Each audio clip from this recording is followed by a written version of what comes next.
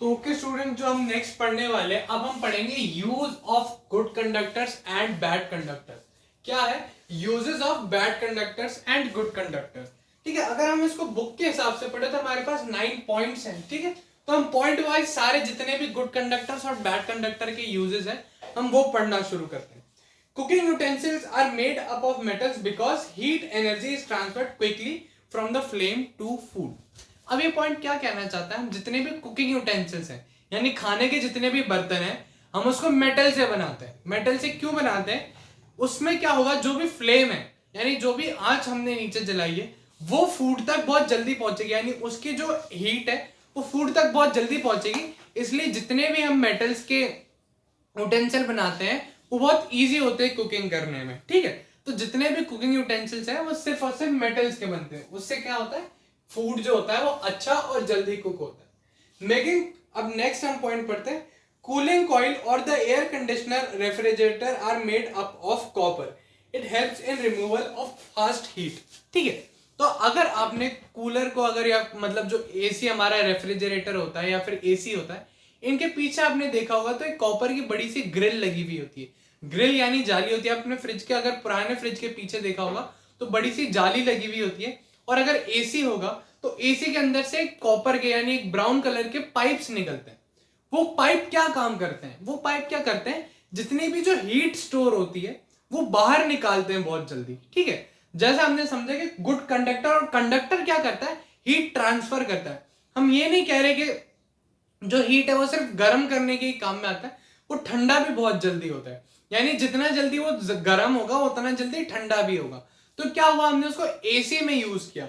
AC और refrigerator में use करने से क्या हुआ, जितनी भी हीट हमें उसके अंदर से निकालनी थी वो उनके पाइप के थ्रू बहुत जल्दी बाहर फ्लो कर जाती है। इसलिए एसी में जो भी हम यूज करते हैं पाइप्स का, वो कॉपर के बने हुए होते हैं। ठीक है, कॉपर ट्यूब के बने हुए होते हैं। Copper tube is use in automobile radiator. हमारा जो थर्ड पॉइंट है वो क्या है, copper tube is use in automobile radiator because it takes heat from the hot water और coolant coming from the engine. अभी क्या करता है, जो ऑटोमोबाइल होते हैं, जितनी भी हमारी गाड़ियां होती हैं, बड़े ट्रक्स होते हैं, इसके अंदर भी कॉपर की ट्यूब्स लगी हुई होती हैं। हर जगह कॉपर की ट्यूब्स लगी हुई होती है। क्यों लगी हुई होती है, ये जल्दी से जो हीट हमारे जो रेडिएटर में बनती है, जो हीट हमारी जो निकल रही है गाड़ी से, वो जल्दी से कूल कर देती है, मतलब उसको बहुत जल्दी ठंडा कर देती है, उसका टेम्परेचर बहुत कम कर देती है, जिससे जो गाड़ी की एफिशिएंसी है यानी जो गाड़ी जो काम करती है वो बहुत आसानी से कर सकते हैं। और जितनी भी वो हीट जनरेट कर रहा है उन कॉपर ट्यूब्स के थ्रू बहुत आसानी से फ्लो करके बाहर जा सकता है। ठीक है, copper tube is used in automobile radiator because it takes out the heat from the hot water or coolant from the engine। hot water या फिर coolant के थ्रू जो हीट है वो बाहर फ्लो कर जाती है बिल्कुल इंजन से। नेक्स्ट जो हमारा पॉइंट है, जो फोर्थ पॉइंट है, tea cups are made up of bone china which is a poor conductor of heat. जो बैड कंडक्टर है या फिर पुअर कंडक्टर है, उससे हम जितने भी कप्स होते हैं चाय के या फिर जितने भी हमें जो चीजें हैं जो गर्म पकड़ के खानी होती हैं उसको हम यूज करते हैं कि बैड कंडक्टर का बना है। क्यों, क्योंकि जब भी हम चाय पीते हैं, मान लीजिए अगर हम चाय पी रहे हैं और अगर कप पूरा बिल्कुल चाय के टेम्परेचर पे अगर गर्म हो रहा है, इसलिए हम क्या प्रेफर करते हैं, स्टील के ग्लास में चाय ना पी के हम कप में पीते हैं। कप में क्या होता है, उसका जो हैंडल होता है वो इतना ज्यादा गर्म नहीं होता क्योंकि वो हीट ट्रांसफर नहीं कर रहा है, तो बहुत ईजी हो जाता है उसको पकड़ना। तो हम क्या करते हैं, जितने भी टी कप्स होते हैं, टी कप जो है बोन चाइना से बने हुए होते हैं, जो एक बैड कंडक्टर है, जिससे टी कप के हैंडल को पकड़ने में बहुत ईज होता है, बहुत आराम से हम उसको पकड़ सकते हैं और उसको हम यूज कर सकते हैं। फिफ्थ पॉइंट हमारा क्या कहता है, the handles of kettle, pan, electric iron, oven etcetera are made up of insulator. they do not get heated, so we can handle them easily। जितने भी जो होते हैं हमारे, जो भी जिससे हम हीट बनाते हैं या फिर जो भी हीटिंग के काम में आते हैं, जैसे केटल हो गया, पेन हो गया, पैन हो गया, इलेक्ट्रिक आयरन हो गया, ओवन हो गया, इन सब में इंसुलेटर का जो मतलब इंसुलेटर जो होते हैं, जो बैड कंडक्टर्स होते हैं, हम उनका यूज करते हैं। उससे क्या होता है, इनको हमें हैंडल करने में, यानी हम किसी भी चीज को अगर पकड़ें तो बहुत आसानी होती है अगर वो गर्म नहीं होती। लेकिन उसी जगह अगर हम गुड कंडक्टर्स का बना देंगे उसको, तो हम उसको पकड़ नहीं सकते। इसलिए वो हमेशा इंसुलेटर और बैड कंडक्टर्स का बना होता है। क्या क्या, जो भी पैन्स होते हैं, इलेक्ट्रिक आयरन होती है, ठीक है, जितने भी केटल्स होती हैं, ये जो भी बनी हुई होती है, सारी जो बनी हुई होती है वो बैड कंडक्टर्स की बनी हुई होती है। हमारा 6th पॉइंट क्या कहता है, वुलन क्लोथ्स इन विंटर। अब हम वुलन क्लोथ, जैसा हमने पहले समझा था, वुलन क्लोथ्स हम विंटर में क्यों पहनते हैं, उसमें क्या होता है, हमारे बॉडी के बीच में और वुलन क्लोथ के बीच में एयर फिल हो जाती है, और एयर क्या होती है, बैड कंडक्टर ऑफ हीट होती है, जो हमारी बॉडी की हीट होती है उसको बाहर नहीं जाने देती है। जैसा हमने प्रीवियसली आपको पूरा अच्छे से हमने एक्सप्लेन किया था कि क्यों ऐसा होता है। ठीक है, तो एयर फिल हो जाती है, और एयर क्या है, बैड कंडक्टर है, तो वुलन क्लोथ्स हम इसलिए पहनते हैं। ठीक है, हम विंटर्स में वुलन क्लोथ्स पहनते हैं क्योंकि बैड कंडक्टर ऑफ हीट है। नेक्स्ट जो हमारा पॉइंट है, इसको हम पूरा अगर पढ़े, we wear woollen clothes in winter because it has large number of pores, these are filled with air that is bad conductor of heat, so woollen clothes do not allow heat of body to escape out, यानी body से heat बाहर नहीं निकलने देता है woollen conductor. ठीक है, अब जो हमारा 7th पॉइंट है वो क्या है, the walls and the door of refrigerator have 2 layers with the insulating material in the middle. This material prevents the coolness to escape. The same happens with the flask or geyser.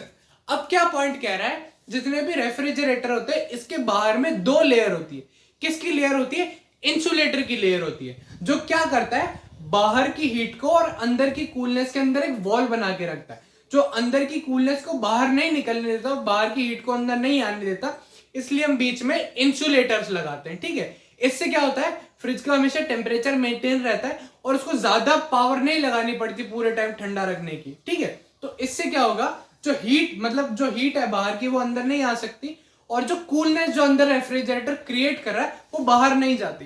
तो इससे क्या होता है, जो coolness है वो constant रहती है, यानी बराबर बनी रहती है उसमें।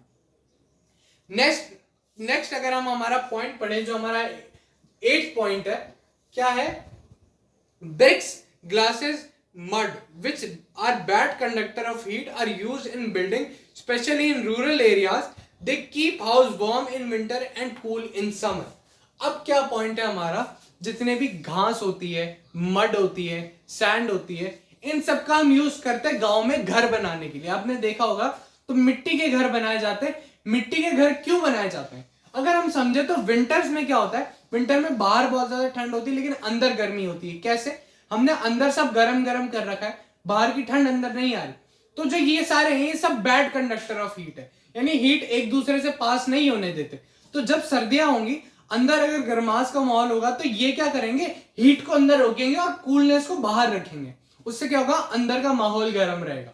और दूसरा पॉइंट क्या है, जब गर्मियां होती हैं तो क्या होता है, हम अंदर थोड़ी सी ठंडक रखते हैं और बाहर ज्यादा गर्मी होती है, फिर से वही होगा कि अंदर जो होता है वो सारी ठंडक कैद हो जाएगी और जो बाहर की गर्मी है वो अंदर एंटर नहीं कर सकती। तो इसलिए हम क्या यूज करते हैं, ब्रिक्स का, ग्लास का, मड का, इन सब का यूज करते हैं बिल्डिंग्स और घर बनाने में। और मोस्टली जो ब्रिक्स, मड और ये सब चीजें होती हैं, ये गांव में हम ज्यादा, अगर आपने देखा होगा तो यूज होती हैं घर को ठंडा या गर्म रखने के लिए पूरे सीजन में। स्लैब्स ऑफ, जो हमारा लास्ट और 9th पॉइंट है वो क्या कहता है, slabs of ice is covered with sawdust और jute bags. The sawdust and jute bags contain large number of pores filled with air. The air acts as the insulator and prevents the glass slab to melt. ठीक है, तो next point हमारा क्या है, हम क्या करते हैं, जितने भी एयर मतलब जितनी भी आइस स्लैब्स होती हैं, आइस स्लैब्स क्या होती हैं, बर्फ की सिल्लियां, जो भी बर्फ की बड़ी बड़ी सिल्लियां होती हैं उसको हम या तो सॉडस्ट से या फिर जूट बैग से, जूट बैग आपने देखा होगा कि जो बोरा होता है हम उससे कवर करते हैं या फिर सॉडस्ट से कवर करते हैं। उसमें क्या बहुत सारे पोर्स होते हैं, पोर्स में एयर इकट्ठी हो जाती है, वो क्या करती है, वो इतनी आसानी से वो जो अंदर की जो कूलनेस है उसको फ्लो नहीं करती है और बाहर की हीट से उस आइस को मेल्ट नहीं होने देती है। तो ये क्या हेल्प करता है, उस जो आइस है उसको मेंटेन रखने के काम में करता है और आइस को मेल्ट नहीं होने देता।